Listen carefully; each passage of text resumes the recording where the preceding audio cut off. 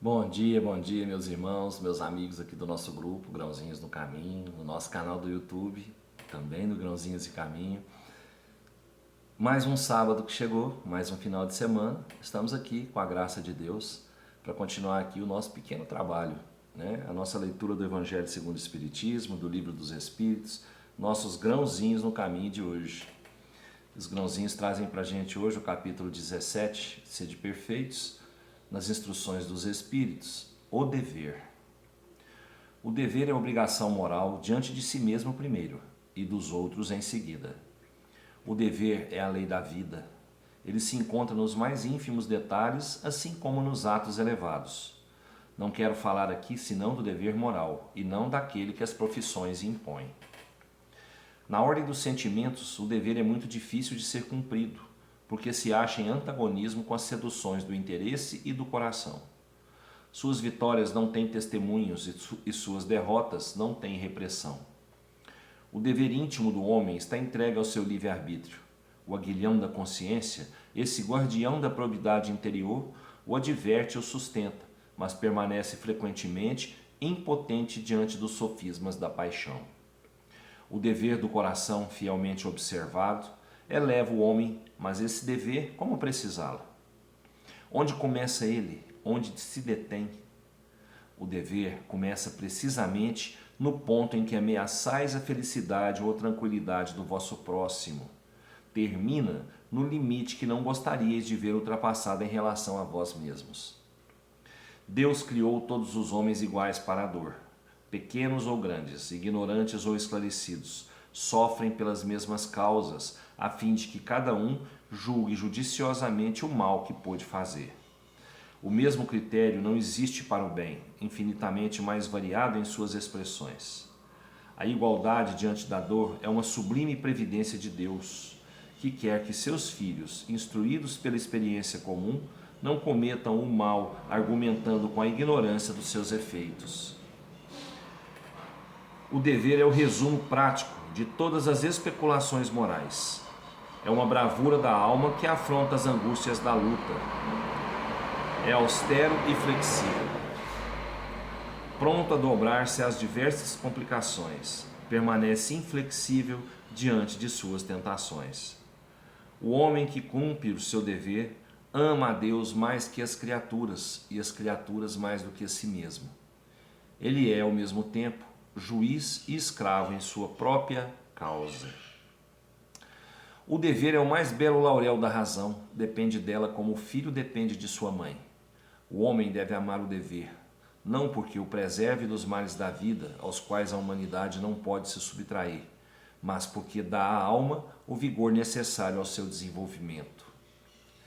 O dever cresce e irradia sob a mais elevada forma em cada uma das etapas superiores da humanidade. A obrigação moral não cessa jamais da criatura para com Deus.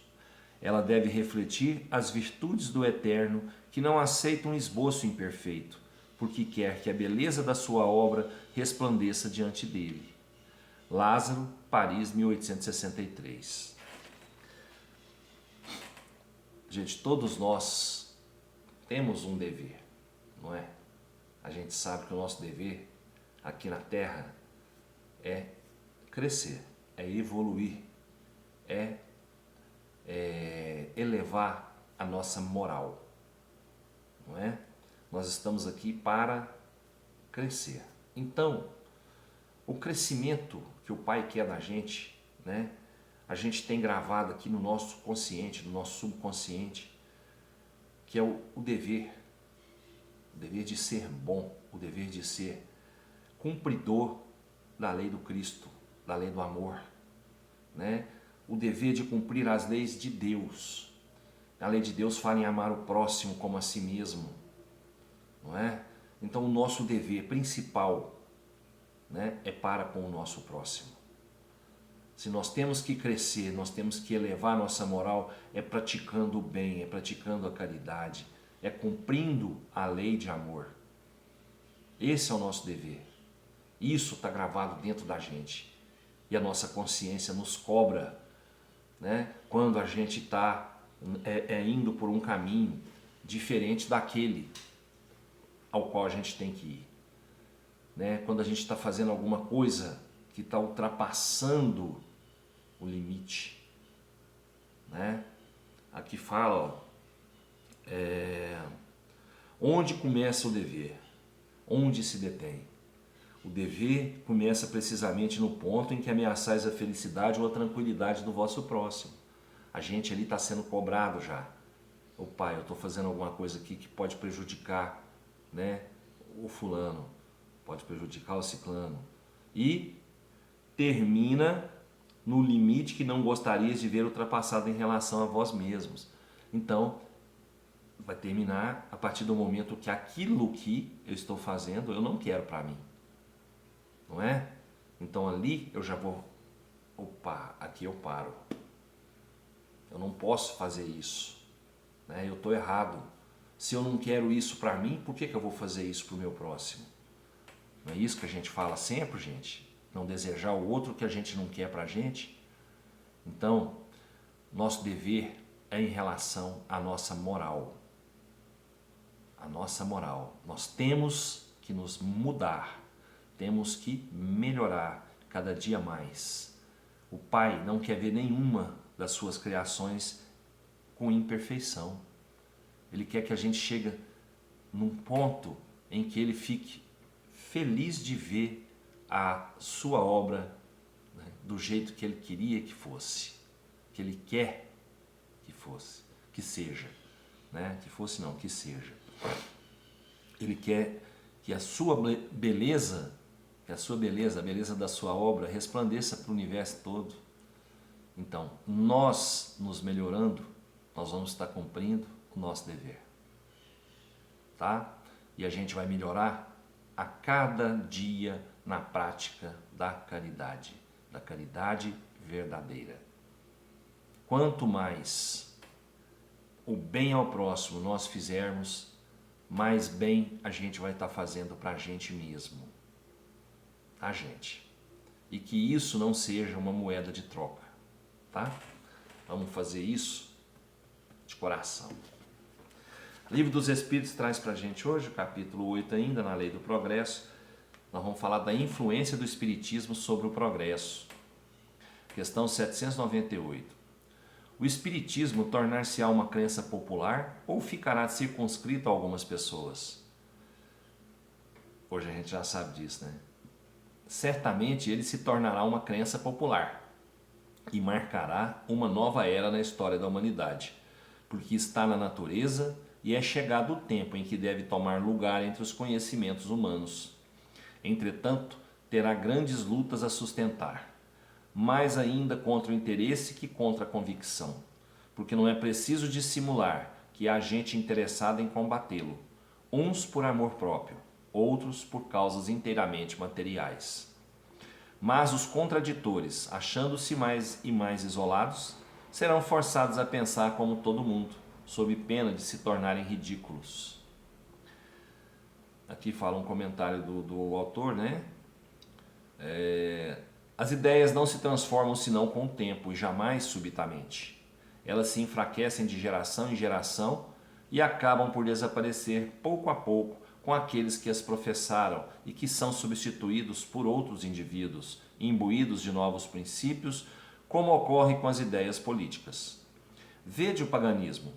Não há hoje, certamente, pessoas que professem as ideias religiosas dos tempos pagãos. Entretanto, vários séculos depois do advento do cristianismo, elas deixaram traços que só a completa renovação das raças pôde apagar. Ocorrerá o mesmo com o espiritismo. Ele fez muito progresso, mas haverá ainda, durante 2 ou 3 gerações, um fermento de incredulidade que só o tempo dissipará. Todavia, sua marcha será mais rápida que a do cristianismo, pois é o próprio cristianismo que lhe abre os caminhos e sobre o qual ele se apoia. O cristianismo tinha o que destruir, o espiritismo só tem que edificar. Gente, então, hoje nós sabemos o quanto a doutrina espírita cresceu pelo mundo todo, né? Principalmente aqui no Brasil, né? Que é o berço do espiritismo. O berço, assim, né? É onde o espiritismo cresceu mais. Então, a tendência do Espiritismo é que todos tenham, né, em si o conhecimento do que a doutrina traz para nós, do que a doutrina espírita trouxe também na sua base, que é o verdadeiro cristianismo, seguindo sempre a lei do Cristo, a lei do amor, não é? Então todos tendem a esse progresso, o progresso moral, né? A mudar o seu pensamento, a ampliar a sua visão. Todos vão tender a isso, e com isso o que acontece? Todos vão valorizar os ensinamentos que os Espíritos trazem para a gente, vão valorizar o Espiritismo, vão ver que as suas raízes ali, tudo bem, suas raízes foram plantadas no Cristo, nas religiões todas, no Cristo, mas as atitudes de algumas religiões são contrárias, né, ao próprio Cristo. O Espiritismo não. O Espiritismo trouxe para a gente o ensinamento, trouxe a doutrina espírita. E a doutrina espírita prega o quê?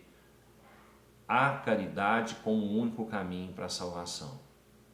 E é isso que nós, espíritas, espiritualistas, né, temos que fazer.